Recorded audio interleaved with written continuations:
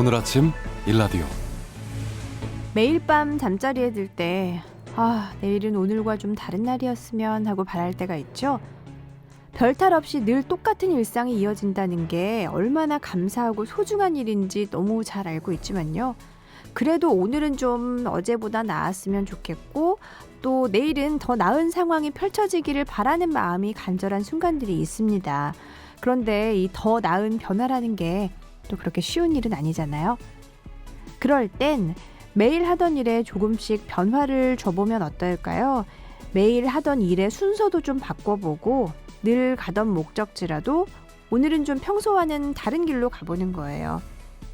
변화가 필요할 때 가장 큰 걸림돌이 되는 건 새로운 것을 생각해야 되는 어려움이 아니라 이전에 갖고 있던 틀을 벗어나는 거라고 하잖아요. 오늘은 어떤 새로운 일들이 기다리고 있을까? 한 번쯤 기대에 가득 찬 마음으로 시작해보는 것도 괜찮을 것 같죠? 4월 17일 토요일 오늘 아침 일라디오 시작하겠습니다. 안녕하세요. 저는 아나운서 이선영입니다.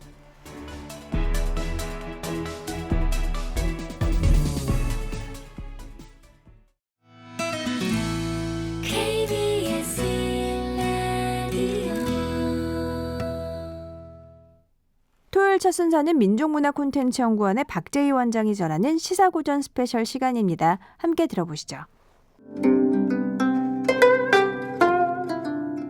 안녕하십니까. 고전의 대문 박재희입니다. 이제 치열했던 선거도 끝나고 국민의 선택이 결정되었습니다. 이번 선거에서 승리한 사람이나 패배한 사람이나 선거를 통하여 많은 교훈을 얻었을 것입니다. 패자는 패배의 원인을 정확히 분석하여 새로운 방식으로 변화하여 생존을 도모해야 할 것이고, 승자는 이번 승리에 도취되지 않고 겸손하게 국민의 뜻을 받들어 또 다른 승리를 위한 변화를 모색해야 할 것입니다. 가장 큰 문제는 자신의 잘못을 인정하지 않고 남을 탓하거나 상황을 탓하는 것입니다. 내가 이번에 진 것은 나의 문제가 아니다. 나의 승리를 방해하는 세력이 있어서 그런 것이며 선택한 사람들의 무지에 의해서 그렇게 된 것이다. 이런 논리를 만들어 내 잘못 때문에 진 것이 아니라고 한다면 이번 한 번의 패배가 아닌 영원한 패배로 이어질 것입니다. 또한 승리한 사람이나 정당이 자신들이 잘해서 승리했다고 자찬하며 지난날 저질렀던 잘못을 인정하지 않는다면 이번 한 번의 승리로 끝나고 말 것입니다. 잘못했으면 잘못을 인정하라. 그 잘못을 인정하는 순간 새로운 또 다른 승리의 길이 열릴 것이다. 자신의 잘못을 인정하지 않고 합리화하는 것, 이것이 진정 가장 큰 잘못이다. 동양고전 논어에서 말하는 잘못에 대한 성찰 문구입니다. 잘못은 누구나 할 수 있는 것이지만 중요한 것은 그 잘못을 뼛속 깊이 인정하고 빨리 고치는 것입니다. 논어 하기편에 보면 잘못을 과감하게 인정하고 고치는데 두려워하지 말라는 구절이 있습니다. 과증 물탄개니라. 잘못이 있다면 그 잘못을 고치는 데 있어서 두려워하지 말아야 한다. 잘못할 과자, 과는 정상에서 벗어났다는 뜻이죠. 일반 상식에서 벗어난 것을 우리는 과라고 부릅니다. 과오, 과속, 과신, 이런 말들은 정상에서 벗어나 잘못을 저질렀다는 뜻입니다. 이런 잘못을 저질렀다면 물탄개니라. 말물자에 꺼릴 탄자, 고칠 개자. 그 잘못을 고치는데 어떤 거리낌이 있어서는 안 된다는 것입니다. 잘못을 인정하고 고침에 있어서 가장 중요한 것은 빠를 속자, 고칠 개자, 속개입니다. 빠르게 잘못을 인정하고 고치는 것이 잘못을 수정하는 가장 위대한 행동이죠. 어떻게 하든 잘못을 덮으려 하고 시간을 끌어 무마시키려 한다고 해서 그 잘못이 근본적으로 해결되는 것은 아닙니다. 같은 잘못이 반복되다 보면 그 조직과 사람은 생존 자체가 불가능해질 수밖에 없습니다. 남에게 보이려는 회개가 아니라 나를 위한 빠른 고침, 속개야말로 지속적인 생존을 위한 최선의 선택입니다. 사람은 누구나 잘못을 저지를 수 있습니다.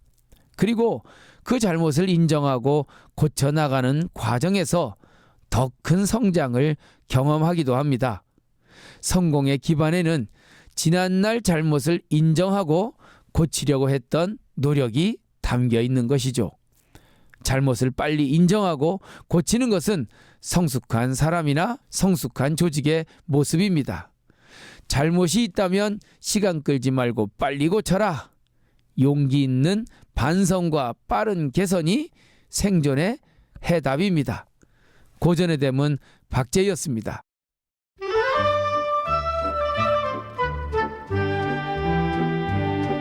아침을 깨우는 정겨운 이야기가 있습니다. 매주 월요일부터 토요일 오전 6시 15분 KBS 오늘 아침 일라디오.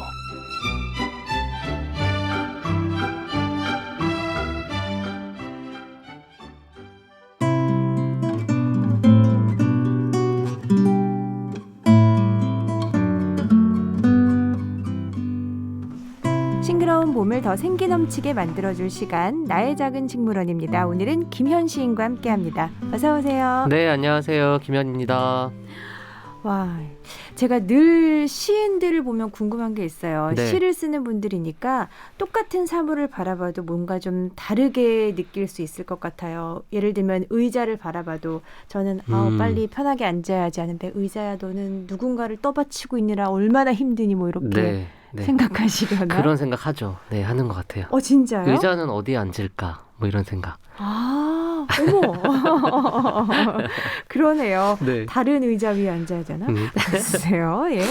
그렇다면 봄이라는 계절은 굉장히 감수성이 없는 사람에게도 많은 영감을 주는 계절이기도 맞아요. 한데, 그런 계절이죠. 김현 시인에게는 봄은 어떤 느낌으로 다가오나요? 저는 겨울에 색이 별로 없잖아요. 주변에 보면 다 무채색으로 있어가지고. 근데 봄 되면은 갑자기 막 색들이 엄청 여기저기 초록색, 막 붉은색, 되게 색이 화려해지는데 그 색을 보면서 좀 영감을 얻는 것 같아요. 색깔을 통해서요? 네네네. 그런 것 같아요. 봄 하면 대부분 초록색, 분홍색, 노란색. 네. 거기에서 파생된 색깔들이 많잖아요. 맞아요. 네. 그래도 그게 조화롭게 막 있고 이러니까 그게 저 색들은 어떻게 저렇게 각자의 색을 가지고도 조화롭게 저렇게 있지, 이런 생각을 좀 하게 되는 것 같아요. 저도 그런 생각을 한 게 철쭉을 보면서 철쭉은 약간 진홍색, 네. 그리고 분홍색, 연분홍색, 그리고 홍매색, 맞아요. 이런 색깔들 맞아요. 있잖아요. 제가 다 촌스럽다고 생각하는 색깔들인데, 맞아요. 근데 그 색깔들이 섞여서 피어 있는 게 왜 이렇게 예뻐요? 정말 그냥 바로 사진기 딱 핸드폰 꺼내게 되는 그런 색깔 옷을 입으라면 못 입을 것 같은데. 정말요. 근데 그 꽃이 피어 있는 그 장면은 너무 아름답더라고요. 맞아요. 네. 갑자기 또 늘 그렇듯이 우리가 꽃 얘기로 넘어왔는데 그럼 봄꽃에 대해서 또 오늘은 어떤 꽃을 가지고 얘기를 해볼까요? 네, 오늘은 봄꽃의 대명사죠. 개나리에 대한 이야기 함께 나눠보려고 합니다. 개나리요? 네. 네. 어린이들이, 유아들이 제일 먼저 알게 되는 꽃이 개나리예요. 그래요? 나리, 개나리. 네, 그쵸? 그런 동요가 있으니까. 네.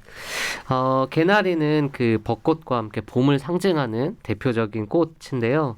벚꽃보다 개화시가 빨라가지고 보통은 추운 겨울을 지나고 봄이 왔음을 가장 먼저 느끼게 해주는 그런 꽃입니다. 개나리는 물풀의 나무과에 속하는 낙엽 화렵 관목이고요. 양지 바른 산 밑에 잘 자랍니다. 높이는 3m 정도이고요. 가지가 많은데 이른 봄 잎이 나오기 전에 노란 꽃이 먼저 핍니다. 관상용으로 많이 심고 뿌리와 줄기, 씨는 모두 한약재로 쓰는데 특히 씨는 향균 작용이 좋습니다. 올해는 유달리 개나리가 좀 빨리 핀 것 같아요. 그렇죠? 네, 올해는 정말 개나리 빨리 폈다가 또 빨리 이렇게 진 것 같은 느낌이 드는데요. 보통 개나리는 새학기꽃이라고 불리기도 하는데요. 입학식 즈음이나 개학 즈음에 꽃을 볼 수 있어서입니다. 평균적으로는 3월 16일경에 제주에서부터 피기 시작해서 3월 20일경에는 남부 일부 지방, 그리고 3월 말에는 서울과 강원도 일대에서 개화를 합니다. 중부 일부 지방에서는 4월 5일경에 개화하기도 하는데요. 올해는 그 말씀드렸다시피 봄이 좀 일찍 찾아오기도 했고, 그래서 중부 지방에서 3월 24일경에 개나리가 폈습니다. 재밌는 것은 개나리가 온도를 감지해가지고 개화를 한다는 건데요. 그 늦겨울에 되게 생뚱맞게 핀 개나리를 한 번씩도 보셨을 거예요. 그게 그 날이 계속 춥다가 갑자기 풀리니까 개나리가 봄이 왔나 보다 그렇게 착각을 해가지고 네, 꽃을 피우는 거라고 합니다. 아, 그러니까 기계적으로 3월 20일쯤에 피는 게 아니라 네. 아, 느낌을 보고 요때쯤 내가 피자. 봄이 왔구나. 그래서 우리가 또 이른 개나리를 만나기도 하는군요. 맞습니다. 착각을 한다는 표현이 재밌네요. 네, 그 이야기를 알고 보면 어쩐지 개나리가 조금 더 정말 귀엽게 느껴지기도 하고, 그리고 뭔가 좀 개구장이 같은 느낌? 이런 것도 드는데요. 개나리 하면 그 샛 노란색을 이야기를 안 할 수가 없습니다. 딱 보고만 있어도 너무 이렇게 눈이 즐거워지는 그런 색인데요. 노란색을 보고 있으면 저절로 마음에 좀 생동감이 찾아오기도 하고, 그리고 생명력을 또 물씬 느낄 수도 있는데요. 개나리의 꽃말이 바로 그런 기운을 담고 있는데 희망이라는 꽃말을 가지고 있습니다. 잘 어울리긴 하네요. 희망이라는 꽃말. 그쵸. 네, 네. 왜 갖게 됐을까요? 이 개나리가 번식력이 워낙 강해가지고요. 아마도 그런 이름이 붙여졌을 것 같은데, 서양에서는 이 개나리가 강한 생명력의 꽃으로 인식된다고 합니다. 희망의 노란색 하니까 저는 그 노란 리본이 자동으로 좀 연상이 되더라고요. 마침 또 어제가 4월 16일 세월호 참사가 일어난 지 7년이 되는 날이었는데요. 세월호에서 돌아오지 못한 304명의 희생자들에게 애도를 좀 다시 한번 표하고 싶고요. 그리고 또 유가족분들에게 깊고 따뜻한 마음을 보내드리고 싶다는 생각이 좀 들었습니다. 네. 그럼 개나리처럼 노란 희망의 마음이 담긴 시 한 편 소개해 주세요. 네, 김광섭 시인의 봄이라고 하는 시를 들려드리겠습니다.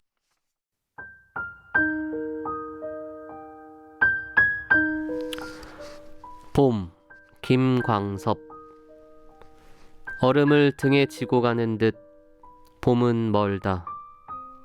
먼저 든 햇빛에 개나리 보실보실 피어서 처음 노란 빛에 정이 들었다. 차츰 지붕이 겨울 짐을 부릴 때도 되고 집 사이에 쌓인 울타리를 헐 때도 된다. 사람들이 그 이야기를 가장 먼 데서부터 시작할 때도 온다. 그래서 봄은 사랑의 계절. 모든 거리가 풀리면서 멀리 간 것이 다 돌아온다. 서운하게 갈라진 것까지도 돌아온다. 모든 처음이 그 근원에서 돌아선다. 나무는 나무로, 꽃은 꽃으로, 버들강아지는 버들가지로, 사랑은 사람에게로, 산은 산으로, 죽은 것과 산 것이 서로 돌아서서 그 근원에서 상견례를 이룬다. 꽃은 짧은 가을 해에 어디쯤 갔다가 노루 꼬리만큼 길어지는 봄 해를 따라 몇 천리나 와서 오늘의 어느 주변에서 찬란한 꽃밭을 이루는가. 다락에서 묵은 빨래 뭉치도 풀려서 봄빛을 따라 나와 산골짜기에서 겨울 산뼈를 씻으며. 김광섭 시인의 봄을 들어봤습니다. 뭔가 시를 들으면서 연상되는 느낌이 이렇게 물결처럼 뭔가 다 이어지는 느낌이 맞아요. 들었어요. 이렇게 싹 퍼지는 것 같죠? 네. 산은 산으로, 나무는 나무 가지로, 또 죽은 것과 산 것도 이어지고. 맞아요. 네. 그리고 짧은 가을에서 또 길어지는 봄해도 이렇게 다 뭔가 이어지는 네, 맞아요. 뭔가 순환하고 있다는 느낌이 싹 시 안에 그 녹아 들어가 있는 것 같고요. 네, 김광석 시인 하면 아마도 그 성북동 비둘기라고 하는 책에 나왔던 네, 맞아요. 네. 교과서에 나왔던 그 시를 잘 아실 텐데요. 철거민들의 애환과 마음의 상처를 시각적 이미지로 형상화했던 작품입니다. 그리고 이 시 봄은 봄이라는 평범한 주제를 가지고 이 계절이면 모든 이가 느끼는 설렘을 시인의 눈을 통해 새로운 풍경으로 재현하고 있어서 보편적인 공감을 얻고 있는 것 같고요. 모든 거리가 풀리면서 멀리 간 것이 다 돌아온다라는 구절이 더욱더 좀 가슴 찡하게 다가오는 그런 시기인 것 같습니다. 그렇군요. 봄은 사랑의 계절이라고 하는 구절도 좋았고 개나리가 우리가 이제 얘기를 하고 있었잖아요. 네. 개나리에 얽힌 여러 전설들도 있지 않나요? 네, 개나리에 얽힌 전설이 굉장히 다양한데요. 오늘 한 가지 소개를 해드리겠습니다. 옛날 외딴 마을에 한 가족이 살고 있었는데 남편이 죽자 아내가 개나리라는 어린 딸과 두 아들을 데리고 어렵게 살았다고 합니다. 그런데 흉년이 들어서 일감을 더 구할 수 없어지자 그 아내가 할 수 없이 밥동량으로 네 식구의 목숨을 연명하였고 그러다가 그만 병이 들었다고 하는데요. 어머니가 그렇게 몸져 눕자 할 수 없이 맞이인 개나리가 밥동량을 할 수밖에 없었고요. 그리고 그럼에도 불구하고 살림은 더욱더 궁핍해졌다고 합니다. 그러던 중에 겨울이 찾아오고 굶기를 밥 먹듯 하던 네 식구가 추위를 피하려고 아궁이에 불을 지피고 서로 꼭 껴안은 채 잠이 들었는데 그만 불이 온 집안으로 번져서 아이고. 네, 집과 함께 네 식구가 불에 타버리고 말았다고 하는데요. 다음에 봄에 그 집터에 나무가 자라나서 그 내장의 꽃잎을 가진 노란색 꽃이 피었는데 사람들은 이 꽃나무의 가느다란 가지와 꽃잎이 죽은 네 식구와 닮았다고 하여서 개나리라고 불렀다고 합니다. 참 사랑스럽고 귀여운 꽃이라고 생각을 했는데 좀 맞아요. 굉장히 슬픈 얘기네요. 맞습니다. 가난하지만 사랑이 충만했던 가족, 그리고 그 가족의 희망을 담고 있는 노란색 꽃 개나리.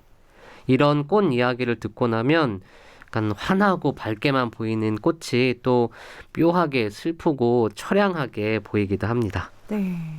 화려한 꽃은 아니잖아요, 개나리가. 맞아요. 네. 개나리가 핀 모습을 보면서 또 이제 이 이야기도 떠올릴 것 같고. 자, 또 다른 시 한 편 더 소개를 해주실까요? 네, 그 최영숙 시인의 개안이라고 하는 시를 읽어드리겠습니다.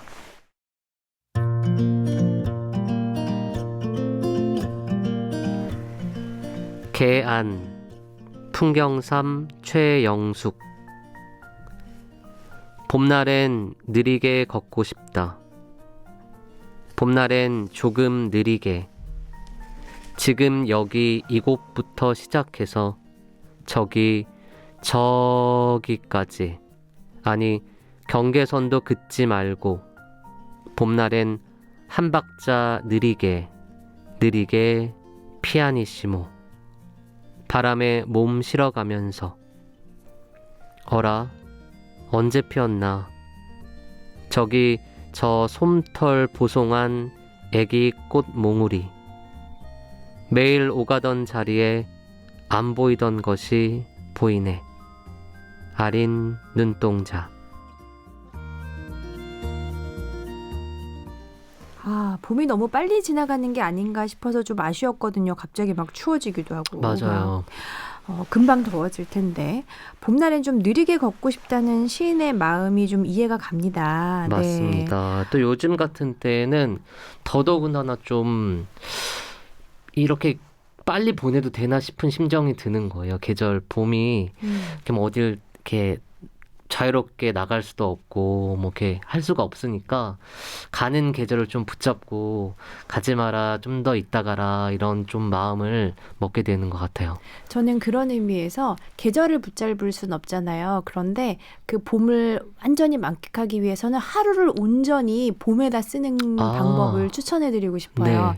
그걸 왜 생각을 했냐면 지난 주말에 저희 아이 데리고 네. 그 나무 고아원이라는 데를 갔었거든요. 아, 나무 고아원. 네, 조금 상처나고 부러진 나무들을 옮겨다가 심어서 아이들이 놀 수 있는 놀이터처럼 만든 곳이에요. 아, 너무 신기하네. 네, 네. 근데 거기에 하루 종일 이제 아이랑 노는데, 저는 사실 그 공원이 어른 걸음으로는 뭐 1시간 안 걸려서 그냥 다 볼 수 있는데, 아이랑 같이 가니까 그걸 3시간, 4시간 보는 거예요. 왜냐면 아이는 지나가다가 네네네. 뭐가 있으면 다 올라가 보고 맞아요. 내려가 보고 그 안에 밑에 있는 돌을 주우러 다니고 피어난 꽃 한 송이 보고 엄마 여기 봐 보라색 네. 꽃이 피었어 노란 꽃이 피었어 하면서 그냥 봄 하면 느껴지는 그냥 정취를 느끼는 것도 느끼는 거지만 그 봄 안에 세세하게 뭐가 있는지를 아이는 다 맞아요. 보더라고요. 맞아요. 아이들 보고 있으면 어른들은 막 일부러 뭔가를 하려고 하잖아요. 그걸 채우기 위해서 뭔가를 하고 시간을 보내기 위해서 뭔가를 막 하는데 아이들은 그런 생각 없이 그냥 오로지 거기에만 딱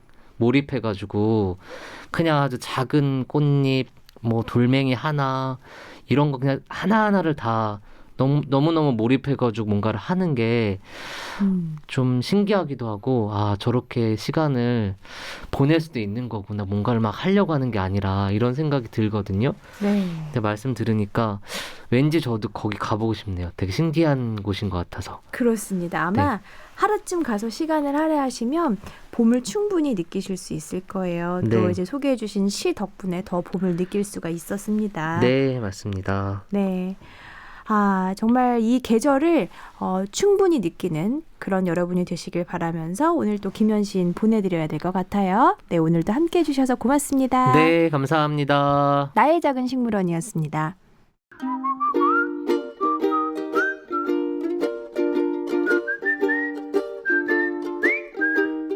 오늘 아침 일라디오 이선영 아나운서의 진행으로 듣고 계십니다.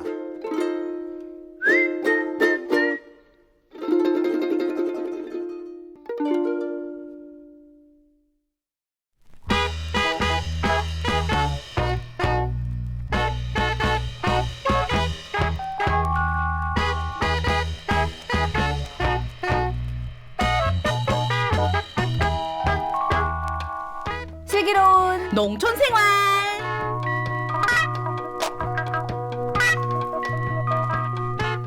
개나리가 봄을 알려준다면 이분을 만나면 드디어 토요일 아침이구나 알 수 있습니다. 어김없이 함께하는 분 코미디언 서평가 귀농인의 딸 남정미 씨 어서 오세요. 안녕하세요. 반갑습니다. 코미디언은 남정미입니다. 어머 정미 씨. 네네. 오늘 대체 또 뭘 먹고 온 거예요? 왜 이렇게 활기차요? 저는 말이죠. 일단 잘 먹고요. 뭐든지. 또 많이 먹고요. 예, 입으로 들어가는 양식뿐만 아니라 마음의 양식도 많이 먹으려고 애를 쓰고 있습니다. 그러다 보니까 항상 에너지가 뿜뿜. 사실 제가 금토 이틀만 근무하기 때문에 어제는 정용실에 아하. 뉴스 브런치 그리고 오늘은 우리 프로그램 딱 나오고 오늘 아침 일라디오에 딱 이틀만 근무하기 때문에 몰아서 이렇게 시간을 쓸 수 있지 않나 하는 생각이 들어요. 그렇군요. 에너지를 좀 모았다가 방출을 해주시는군요. 예, 항상 그렇습니다. 풍성한 고기 반찬과 채소 과일을 주시는 우리 농가 사랑합니다. 아하, 고맙습니다. 네. 예. 그렇습니다. 여러 가지 비결을 갖고 계시고 네. 앞서서 이제 저희 나의 작은 식물원 들어보셨어요? 네네. 저도 들려드리고 싶은 시가 있어요. 잘 들려드려도 될까요? 네네. 저희 또 앞방송 들으시면서 네네. 한번 들려주세요. 개나리꽃이 피면 개나리꽃 피는 대로, 살구꽃이 피면 살구꽃이 피는 대로, 비 오면 비 오는 대로 그리워요. 보고 싶어요. 손잡고 싶어요. 다 당신입니다. 그렇군요. 손 잡아주세요. 김용택 시인의 다 당신입니다라는 시인데요. 네. 우리 나의 작은 식물원 이어서 또 이렇게 저도 아유. 감성을 실어보고 싶어서 이렇게 소개해드렸습니다. 제가 보니까 정미 씨가 요즘 좀 뭐랄까 좋은 일이 있는 것 같아요. 다 이렇게 먹고 싶어요. 네. 이렇게 달큰달큰한 시가 네. 또 이제 땡기는 봄이군요. 네. 뭐 정미 씨 덕분에 개나리꽃, 진달래꽃, 살구꽃도 이제 시를 들으면서 눈으로 아니라 귀로 또 꽃구경을 했네요. 맞아요, 네, 맞아요. 우리 청취자분들의 마음도 이 봄꽃처럼 화사하게 좀 아침부터 피어나셨으면 좋겠습니다. 피어나십시오. 자, 정미 씨와 함께하는 슬기로운 농촌생활, 오늘도 청취자분들의 슬기로운 농촌생활 이야기 함께 들어볼 텐데요. 이 시간 저희에게 어떤 사연을 보내주시면 될까요? 초보 농부의 이야기, 텃밭 가꾸는 이야기, 남들은 힘든 농사라고 말하지만 나에겐 더없이 귀한 농사 이야기 주저하지 말고 보내주십시오. 어린 시절 농촌에서 지냈던 추억담도 좋고요. 바닷가 마을에서 자란 이야기 당연히 요것도 환영합니다. 시골살이의 애환 있으시죠? 그것도 저희와 함께 나눠주십시오. 농어촌 생활 중에 전문가의 자문이 필요하다. 그런 사연도 받고 있습니다. 저희가 최대한 도움이 되어드릴 수 있도록 방법을 찾아서 알려드릴게요. 사연 보내주신 분들께는 3만 원 주유권도 저희가 선물로 보내드립니다. 그렇습니다. 자, 그럼 기대되는 오늘의 첫 번째 사연, 그 주인공 어떤 분일까요? 네, 애청자 윤라림님께서 보내주신 사연 함께 만나볼게요.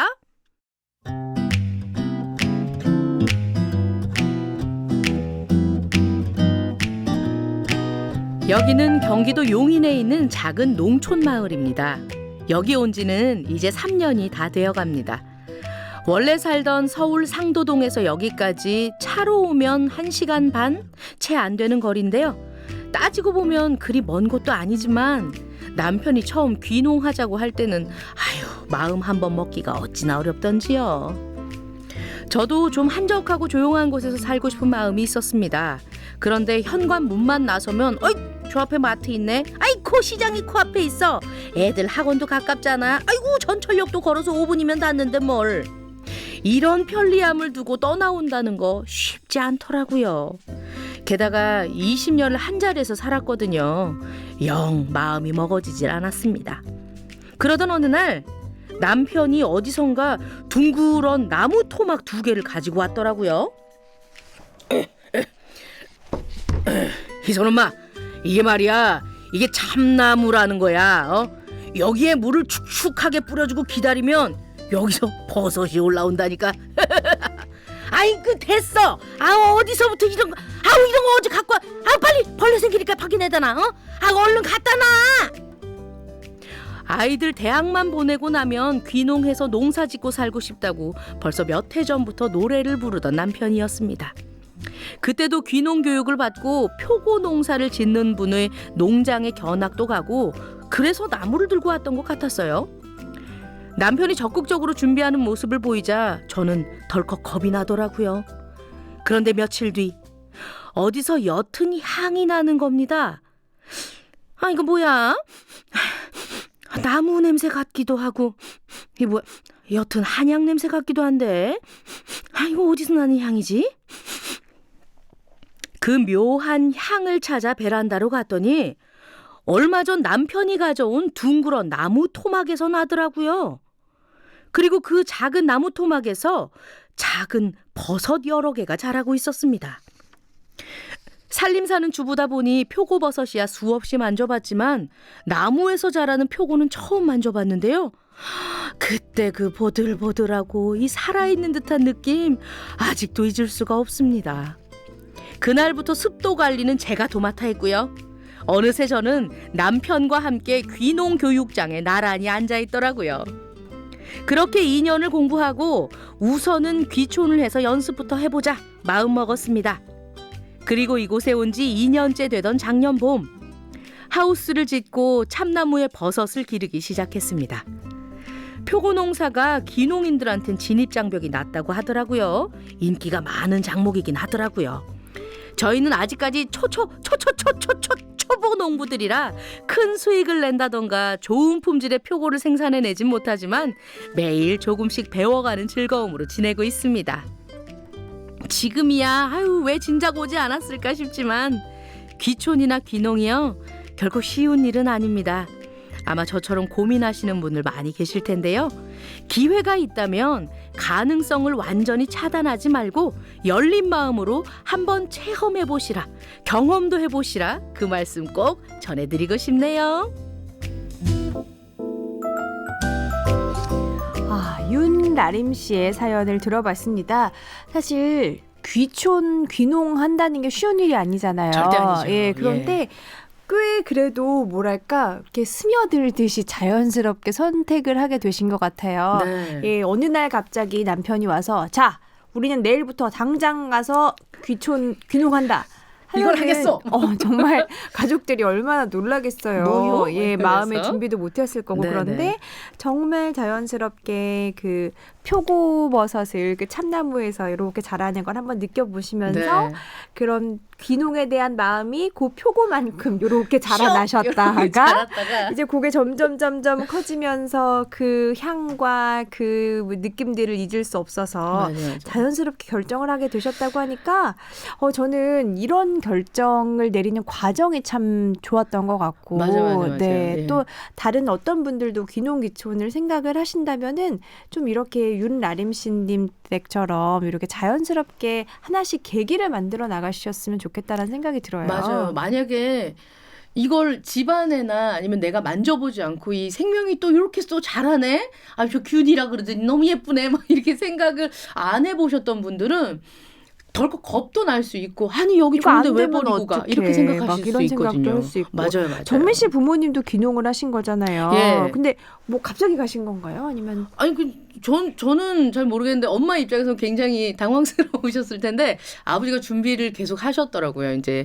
끝나고 나면 은퇴하고 나면 귀농귀촌에서 고향 가서 살겠어 이렇게 하셔서 준비를 오래 하셨습니다. 그 안동에 있는데 학교도 다니고 그리고 뭐 농촌진흥청에서 하는 그런 프로그램도 많이 참여를 하시고요. 그리고 동네 분들이랑 친해지시려고 때 되면 이렇게 닭 잡고 돼지 잡고 이렇게 같이 어울려도 다니시고 그렇게 하셔서 적응을 좀 그렇게 하고 나니까 좀 적응하기가 수월하셨던 것 같아요. 그러니까 농사뿐만 아니라 정말 그 마을 주민이 되기 위한 노력도 하셨군요. 네네. 좀 마음이 열리고 양쪽이 다 마음이 열려야 하는 거잖아요.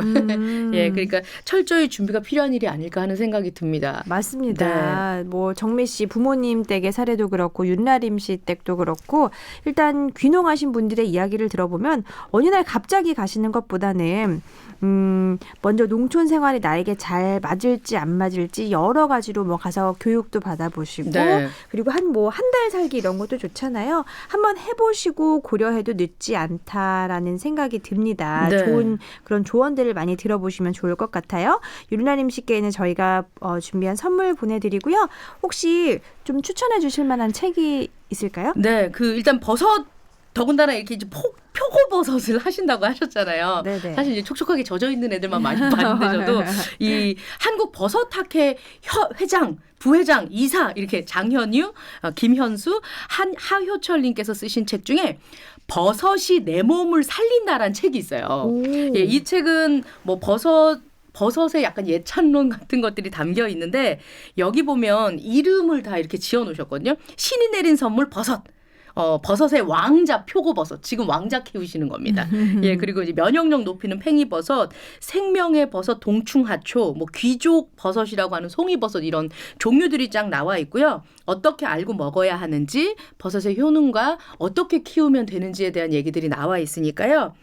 버섯 좋다는 얘기들로 가득 차 있는 이 책 버섯이 내 몸을 살린다 한번 참고하시고 요 버섯은 요렇게 키우는구나. 얘가 요런 효능이 있었네. 조금 더 정이 갈 수 있는 그런 시간 되셨으면 좋겠습니다. 네, 추천해드리겠습니다. 자, 계속해서 두 번째 사연 이어서 만나볼게요. 이번엔 어떤 분이 보내셨죠? 네, 이번엔 애청자 강형식 씨 사연 나눠보도록 하겠습니다.